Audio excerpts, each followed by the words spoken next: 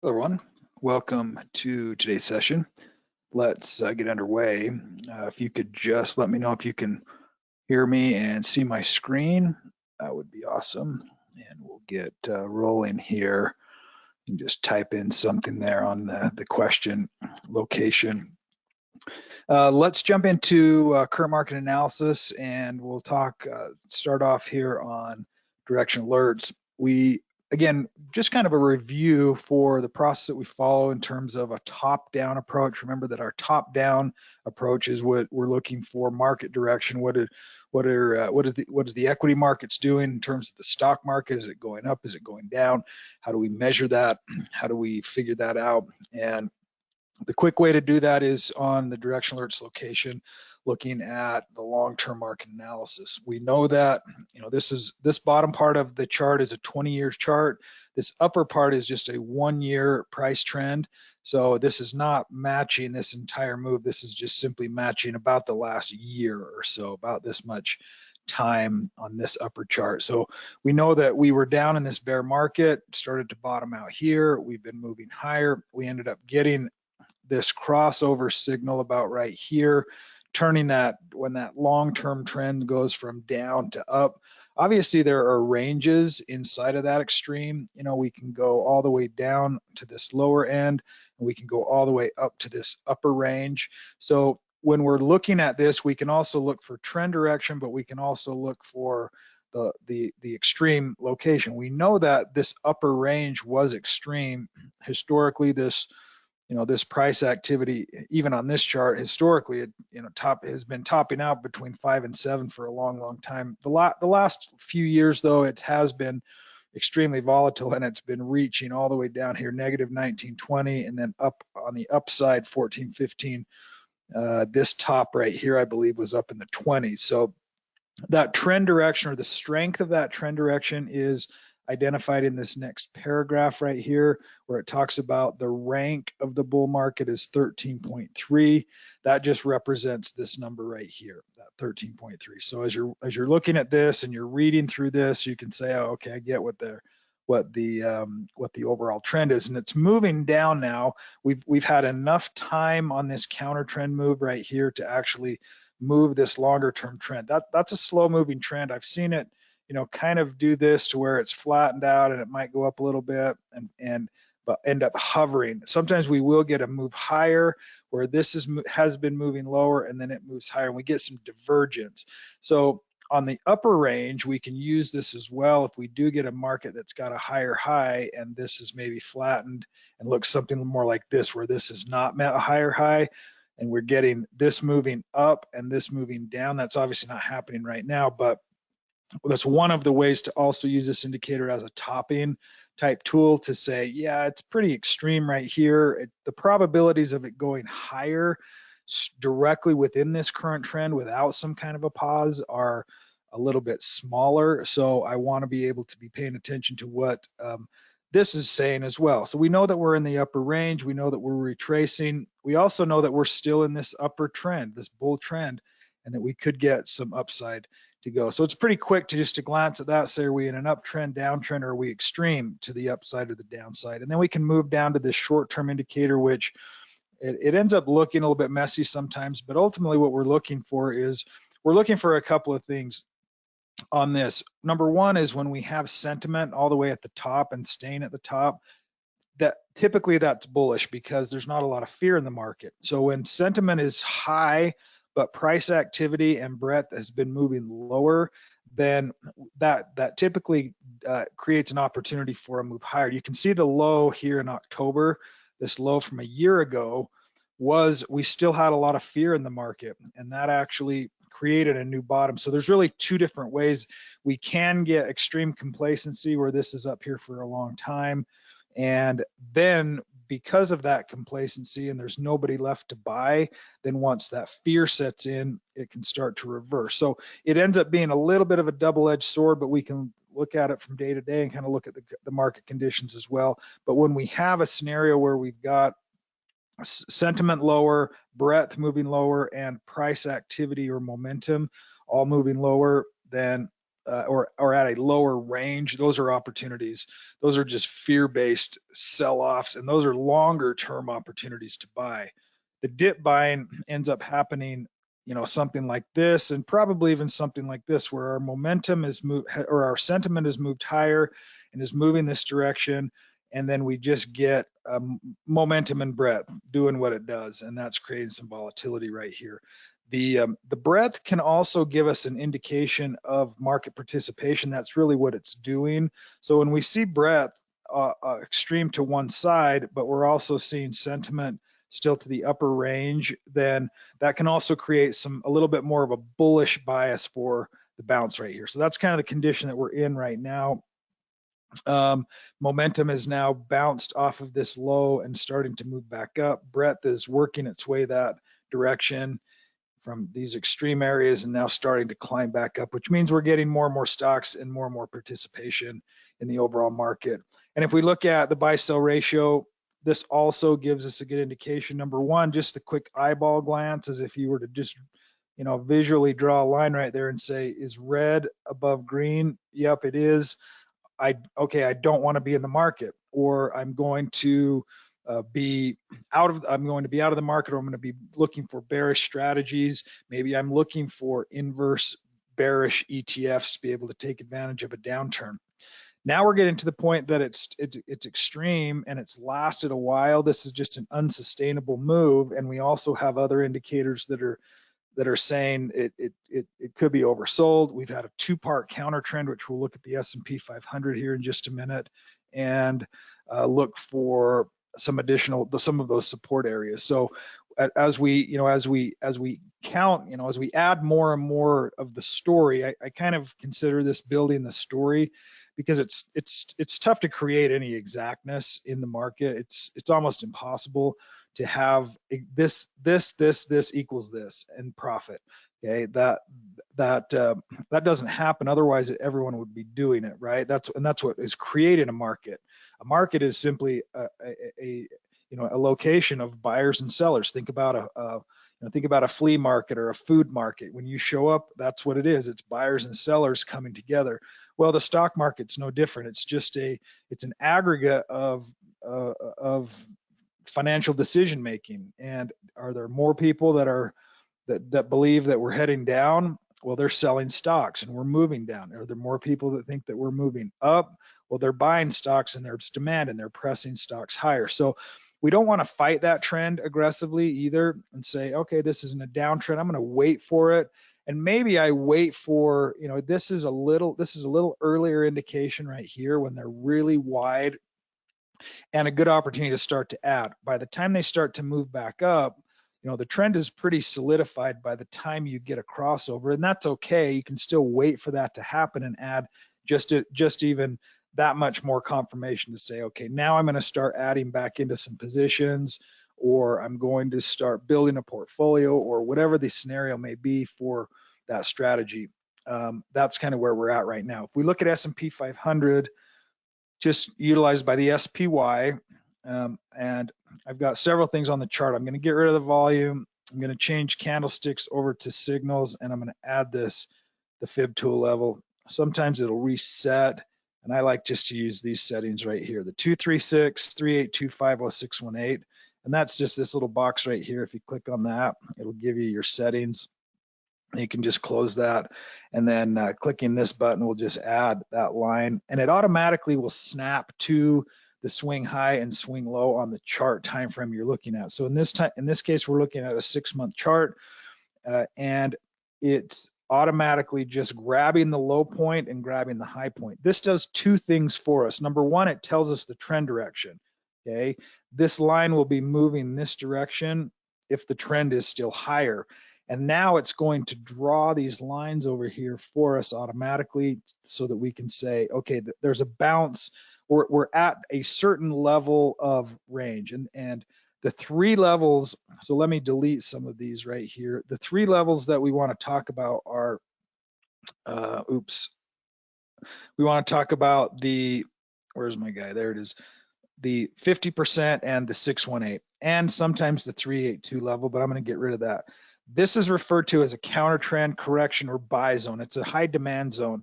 When a stock or a market has had this kind of a trend, it's been moving higher, and it retraces in a three-part counter trend.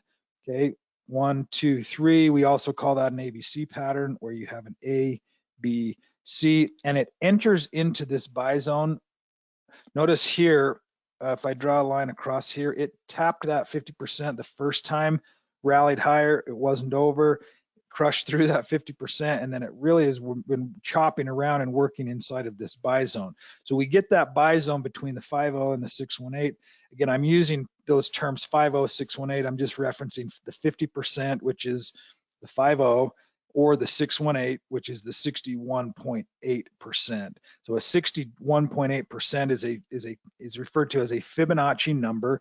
Fibonacci numbers and ratios are really fascinating. Honestly, a lot of students I've suggested go out and Google Fibonacci patterns and Fibonacci numbers, and there's all kinds of really fascinating studies on Fibonacci numbers. The main point of Fibonacci ratios are they are a ratio that is found in just about every part of nature and really in the universe as a whole. It is a ratio. It is a proportional relationship. And when we're dealing with human emotion and human decision making, probabilities and ratios are huge. And what's been fascinating is what you find is this is also called a demand zone. And the reason why it's a demand zone is there's nobody left to sell. All of the sellers are done. This becomes kind of this wave one of selling that is, maybe it's profit taking, maybe it's early outers, maybe it's just flat out trading. This one is a sucker's rally, which pulls people back in. So a lot of times we will get a signal. Sometimes it turns out to be a false signal right there, and that's okay. That'll happen. Typically will only happen twice. Sometimes in a nasty bear market, it'll happen more than that. But if the long-term trend is down, then in most cases, we're not buying that signal anyway. If it's up, we could buy it. In this case, we would have been stopped out. If this were a stock or if we were trading the market. But now what you end up getting is you get the remaining amount of sellers, and it ends up finalizing or completing that selling rush right around that 50618 retracement zone, which becomes a demand zone now. Demand meaning there's more buyers stepping in than there are sellers available to sell. Everybody's sold that's going to sell. Now, how many times have you, I know I've done this a lot, and it's frustrating, and that is you get enough pain that you sell right here. That we are part of that selling, and we become the last sellers in the group because the pain threshold was too high. We didn't manage our risk, we had too big of a position, or we're just scared and we're just uncertain of what may be happening, and we'd rather sell first and ask questions later. In this case, though, what ends up happening is it bounces and it rallies, and then you get everybody, all of us that sold, and we're like, damn it, why did I do it right here? I'm gonna jump back in. I'm gonna sell, I'm gonna start buying again. Okay, and that is also okay to be able to do that as well, but it just creates additional demand. Okay, everybody that sold and now they feel like they're missing out is going to jump back in. You also get short covering. Everybody that was shorting the market to be able to, which is basically selling first. You borrow shares from a broker, you sell them, and then when the price drops, you buy them back. So if I sold right here at 450 and I bought them back at 425, it's the same idea. I'm buying low and I'm selling high. I'm just doing it in reverse order. I'm selling first and then I'm buying back later. It's something I don't do a lot of. There are lots of mechanisms to be able to do that. But in most cases, it's for a hedge or it's to profit on the downside.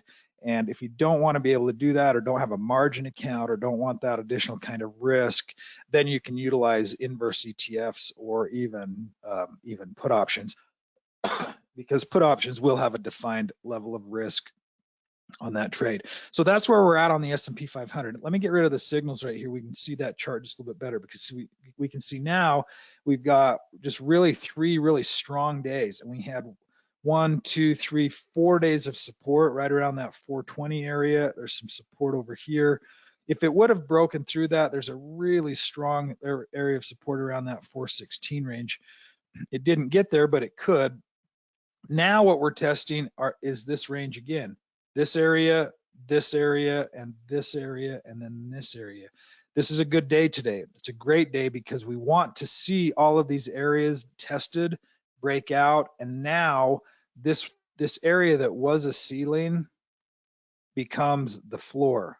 Okay, it becomes support. So we should see now any pullbacks holding up right around this area, and then potentially starting that stair step up, pull back, support, higher, pull back. Okay, that idea of moving higher. And then we can add back in some of these other fib levels, and that helps us in looking to see where are some of these other ranges starting to come in at.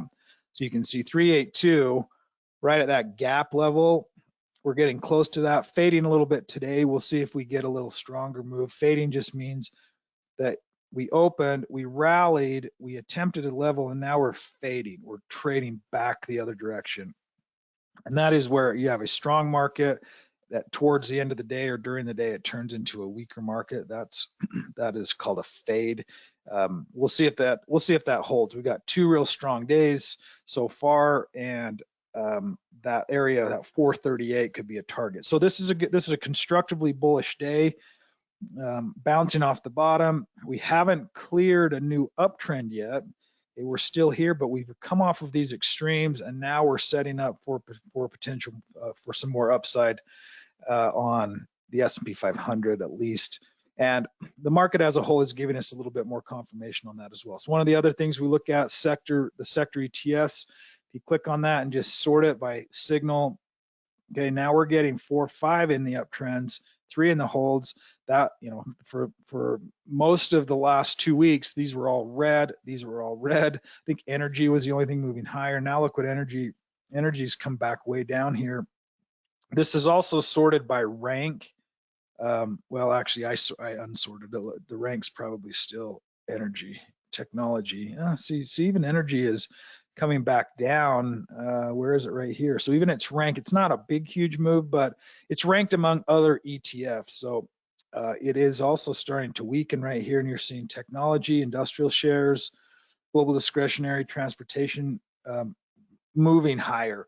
That is also constructively bullish. Let's look at 2 other things that are moving the market, and that is oil right here. And we saw a big drop down to that 382. It's still trending higher, obviously. This is our current trend. This is our retracement. It's held at the 382, and then we had the geopolitical risk, the war stuff going on in the Middle East that gapped oil higher yesterday, and it's still sitting higher right here. That's moving the market. We're also seeing bonds and interest rates move the market, where you can go here and we focus on the TLT. Okay, you can obviously see its rank. It's a 7 among these ETFs, which are major market ETFs. NASDAQ 100, S&P 500, Russell 2000, 3000, Dow Jones Industrials, short-term bonds, which is the 1 to 3 year emerging markets, Russell 2000, which is your mid and small cap, and then the 20-year bonds, and then the VIXY is volatility. And so when we see that, volatility has been moving lower, and as volatility rallies, typically the stock market will tank. So we're seeing volatility kind of also come off some bottoms right here and working its way back down. We'll see if we get more volatility. This one is not a great indicator. I mean, in the short term it is, but in the long term it's not. But this has been our bull market, and now we're getting just a little bit of a correction in the bull market. Volatility is showing up there. Let me go back to the bonds chart, because bonds, we're dealing with interest rates, right? And we've been talking about this now for months, where we've got the thing that we really want to see, and part of the reason why the market is also rallying is bonds are ticking up just a little, not much, really nothing that's super compelling, and it's solidly in this downtrend now. It was extreme, and now it's working its way back this direction. Now it's at a point where it could move higher, just enough to continue this overall downtrend, for this to start sliding back to extreme. You think about the momentum zone on the other direction, we have this bottom quarter, this is the 236 now. This is an example of this snapping to the high and the low of the 6-month time frame and showing the overall trend. Obviously, you can see it. Then this is an obvious one, but it'll grab that trend, and then you can visually say, okay, it's not drawing a trend line either. It's just connecting those lows. And so you can just say, okay, we're in a downtrend on that 6-month time frame. We're in a downtrend on every time frame on bonds right now. But we also know that there's some, there's some area there to be able to move back up to that 89 range potentially on bonds. So if we can see bonds start to continue to move higher, the market wants to see that. We've also been talking about these ETFs, this PFIX ETF, which is rates, interest rates. So it's a way to be able to hedge. It's a way to be able to trade and own something long interest rates themselves. These are, this is definitely in the upper momentum zone, but you can see how it's pausing and may just need a little retracement right here. I think if we could get a retracement back in rates, as bonds are doing the opposite. Remember, bonds are clear down here. They needed to rally up. That would drop interest rates back to this area, and it's in a solidly bullish condition right here. So just, as you're going through and you're starting the analysis each morning, I've stretched this out to 20 minutes, but it can be done literally in 3 to 5 minutes, and glancing through and saying, what are we looking at? What are some of the extremes? What's being maybe talked about on the mainstream media, CNBC? And it's like, okay, I'm gonna at least listen to that for maybe some headlines. Sometimes I find myself just not watching any news for weeks, and then I'm like, I better find out what's going on in the world at least, and because I prefer to tune it out for the most part, because there's so many opinions, and sometimes those opinions can kind of cloud what your perspective, or more importantly, what the price data is telling us, because the price data is always right. Okay, what that means is it's going to do what the market participants make it do. And right now, the interest rates are moving higher, and we know that it's starting to come back down a little bit. It's oversold. If I were to infer my own perspective, well, I think rates are going to go higher because of blah blah blah blah blah. That's not a market sentiment. That's my own opinion, and maybe that's my own opinion linked with someone else's opinion that I've listened to or watched. And so I think I'm placing that and adding that to my bias. If I can prevent that as much as possible, I want to be able to do that, and just focus on the trend direction. In this case, the data is saying, we obviously know interest rates are in an uptrend, but we also know that they're extreme in this uptrend, okay, just based on where they've been. They're not extreme in terms of the short-term move, because we've had a couple of days pull it back. So this actually could be, when I talked about bonds, the TLT, let me actually go back to that. The TLT looked like this, okay? The interest rates are going to look like this, exactly the opposite. Okay, and that's exactly what we would expect. So we can glance and say, interest rates are moving high. They're in an uptrend. They need to retrace a little bit, which means bonds may move higher, which means equities may also participate in that.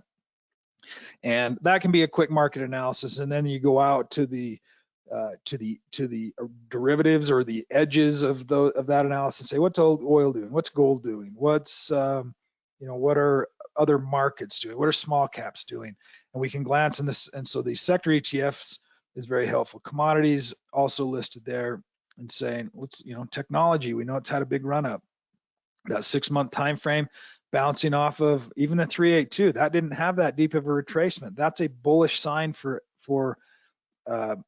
tech stocks, which would be the NASDAQ, or in this case, this is an iShare, which is just the name of the company, IYW. So it's actually working on potentially closing up above that momentum range, still connected to our swing high back here. And if we could get back up above that and hold that for a little bit, that actually may be pretty constructive for tech stocks. Okay, so market analysis, it doesn't have to be super difficult. The other thing that we also know, and I've included this here, is we know that interest rates really control the equity markets. They really control the economy, and the economy ends up controlling the equity markets, because if you have companies that are profitable and then the economy slows based on interest rates being higher, that shows up in profits. Then stock market, the market drops because the anticipation of weaker and weaker profits is there. So this is an important bonds, and interest rates are always important to pay attention to. And we know that we have an inverted yield curve. I've mentioned this before. This inverted yield curve is short-term bonds are paying higher interest rate, 5% for a 2-year, 4.72 for a 10-year. And even the shorter term on the yield curve is 5.61 and 4.89. Okay, so this has to correct itself, and we've talked about these highs. When market highs, this is 07, this is 99. When this yield curve looks like this, it's typically a market top. When they look like this, that's a market bottom. That's a healthy yield curve from lower left to upper right. Lower left to upper right. Look where it's at in the trend. Okay, look where we're at in the trend still. Even though we've retraced and pulled back, even during that area, we still had an inverted yield curve. It was just lower rates. Okay, and so here you can see the Fed this was this COVID giveaway money. Now we're paying the price for that stupidity, and it's gonna. I think it's still going to continue to cost us. We've got to see that correct. How does that unfold, right? Well, the Fed has to lower interest rates. What are they waiting for? They're waiting for inflation numbers to slow down. Are we seeing that a little bit? Yes, but this has got to correct itself. So if rates stay high, well, what are stocks going to do? They're gonna pull back even more. So this rally, we've got to look at it with just a little bit of skepticism because of this as well, knowing that this is really slow though. It's a slower moving thing, and it also could be, the economy and the Fed. Sometimes earnings and the economy are a lot slower than the stock market. So the stock market could have bottomed out, but again, they haven't budged. Rates haven't moved. They need to look something like that before we can really just pile into a lot of things. In the shorter term, though, we'll trade around different ideas and take advantage of muscle stocks. So let's spend a few minutes on those and see what we've got here. We've got some nice looking stocks that are moving. I'm just going to sort through this list. A lot of these are medical biotech currently, another medical biotech. And again, I'm just going through SMCI. This is one we talked about last week, adding into that new buy strategy, which, by the way, I'm going to cover those. I've added the registration link back to the Thursday webinars, and I'm going to, instead of talking about stock strategy and portfolio strategies in this session, we're mostly going to talk about market conditions, and then Thursday we'll talk about individual stocks and portfolio strategies, just so that we're not, so that we can kind of keep them around a half hour, 45 minutes, so that they're not too long-winded. But having a nice move here on SMCI, and that's a muscle stock. So what this does is, I'm sorting through this, I just grab this, and then I just click the next arrow. That's going to send me through this list. Probably a buyout on that one. Had some big gappers here recently, and lots of biotech stock and oil stocks. Oil stocks are still moving. Weight Watchers having a nice run here, and few others that they've been back and forth in some different trends. I will talk about that just briefly though while I've got it, because we've been talking about portfolio just slightly. One of the strategies I'm going to talk about on Thursdays is this new buy daily, also referred to as a muscle wheel. Okay, you think about this, and it's kind of just turned into that, because as I was looking at this, I'm like, we're creating a wheel, a portfolio of stocks, and ultimately they're rotating in and out of this like a wheel. The stocks, as we're adding in new ones, some are going to continue to move higher, some are going to get stopped out, some are going to just keep marching higher. So the biggest winner so far in this one, HNRG, which the new buy came back here, right here. So the new buy is the first signal after the hold signal. Okay, and if it goes into the new buy list, which is this list here, it's the top one on the list. So we've talked about that. And again, I'm going to cover this in detail on Thursday, adding it in to the stock. If you already own it, then go with the second one, because in this case, this strategy, we already owned that one. And so I went with the next one here. Okay, so that's down slightly, but a couple that here's SMCI, which would have been a new buy signal back here. Okay, and the interesting part of the strategy is as markets are turning and rotating, it's almost a kind of a self-balancing type portfolio to where you're able to add into a new stock. And again, this you end up having quite a few stocks. So, and that's okay. It mutes the performance slightly, but it also allows for you to be diversified and build out the portfolio. It takes a little bit of time to build out and have 2, 3, 4 that ends up of stocks that they just keep moving and moving and moving, and maybe they go up 100, 200, 300%. You know, I think the biggest one in the muscle stocks portfolio was about 700% a couple of years back. So some of these will continue to add those in. And as those positions get larger and larger, the other thing that with this, and I'll talk about this more in detail on Thursday, is it creates what's called a fixed fractional approach. A fixed fractional money management tool method is always adding in the same percentage every trade. Okay, it's a fixed fractional. You think about these little slices of pie as fractions. They're a percentage of the whole. Okay, this is the whole, this is the fraction of the whole. Well, that fraction is 2.5%. I'm only adding 2.5% of the available cash on every new hold.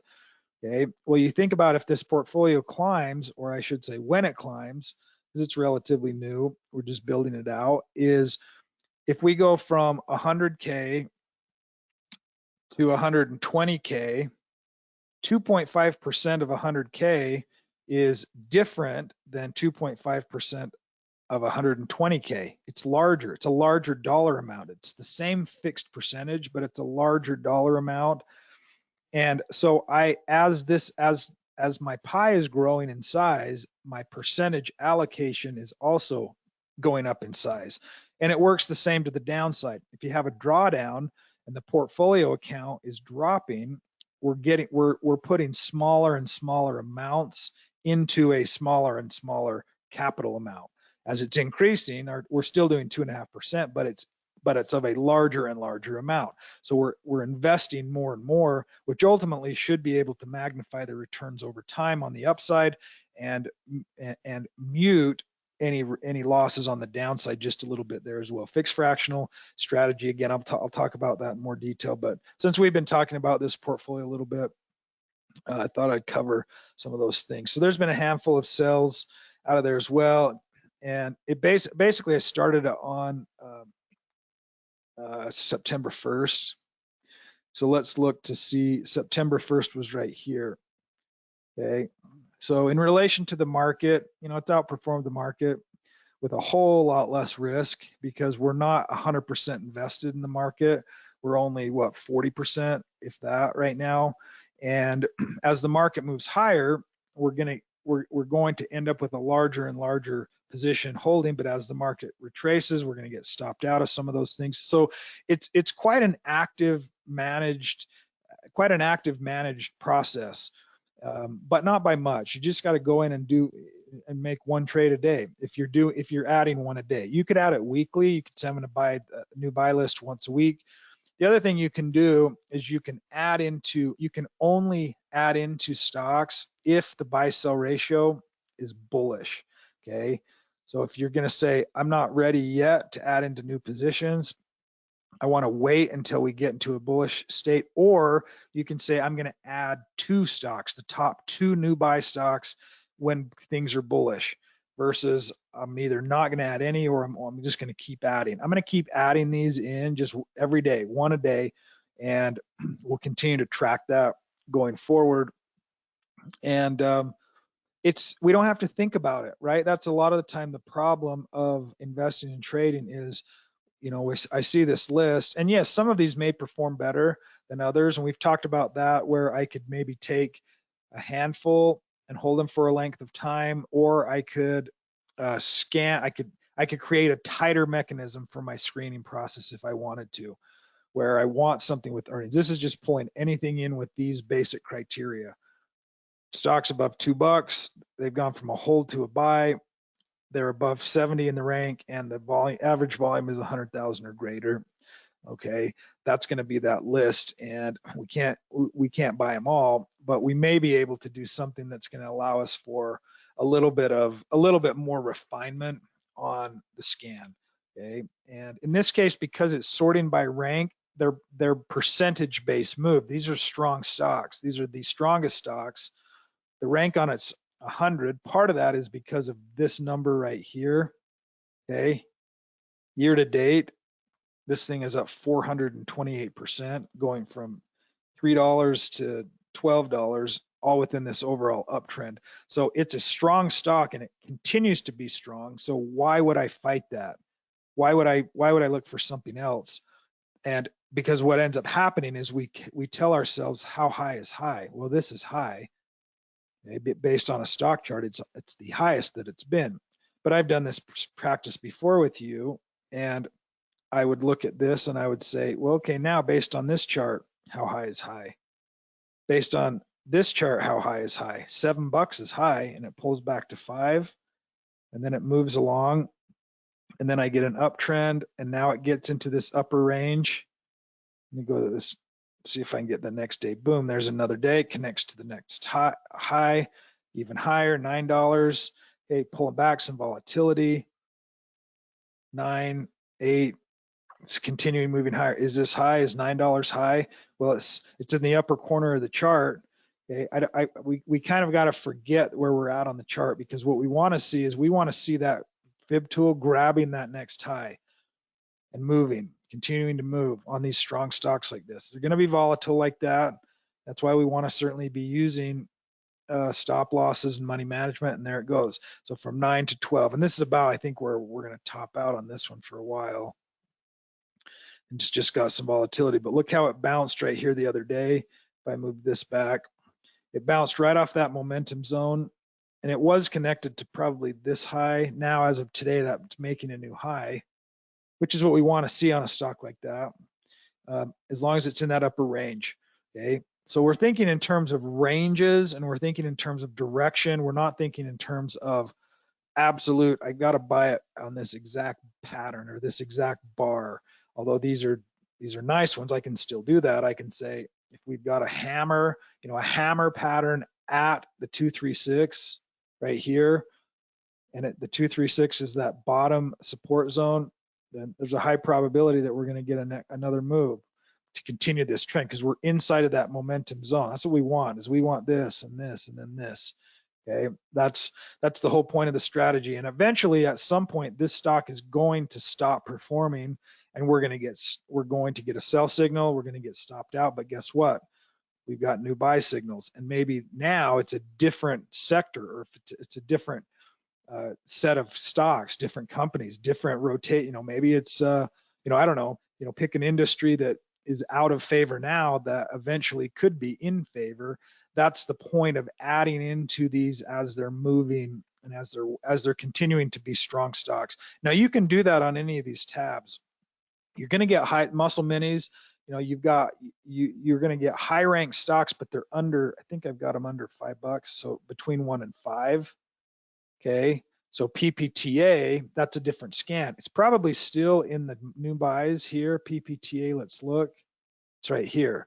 Okay, it's still $3, but because this scan is a little bit different, then it's the top of the list of that scan, because it's only looking for stocks between $1 and $5. So if you're building out a watch list or building out a portfolio of $1 to $5 stocks and adding into those as well, then this is one, again, another way to be able to do that. or even muscle stocks. The nice thing about the new buy list is if there's a muscle stock that has fallen out of favor, it's gone from hold to sell or even from buy to hold, and it moves back and it rotates back in, then it's going to show up here. It's going to show up in the new buy list. And so we can, again, there's different variations to that. This is just a really simple way to do it. Glance at it, see what my stock is. This updates in the evenings around 4 o'clock Mountain Time. So what's that? About 6:35, 6:40 Eastern Time. The entire database is updated. You get the new buys, all the emails and stuff that go out in the evening. You've got those to be able to look and then make a trade in the morning. And simply, you could simply log into your brokerage account. You know the number of, you know the percentage allocation that you want. Click buy, buy market. Even the night before, you can click market order and set up the order in advance so that you've got that order set up in advance. And then it automatically sets up the trade for you the next morning. Or if you've got the ability to do it and want to in the morning, you can certainly do that in the morning. And then it's pretty easy to be able just to take the analysis and then go into your brokerage account and make the trade from there. This is again just a couple ideas for you to consider. So overall, just to summarize market conditions, we're looking a little, we've been deeply oversold. We're looking a little bit more bullish. We're getting some follow through. We're back up above some support areas on S&P.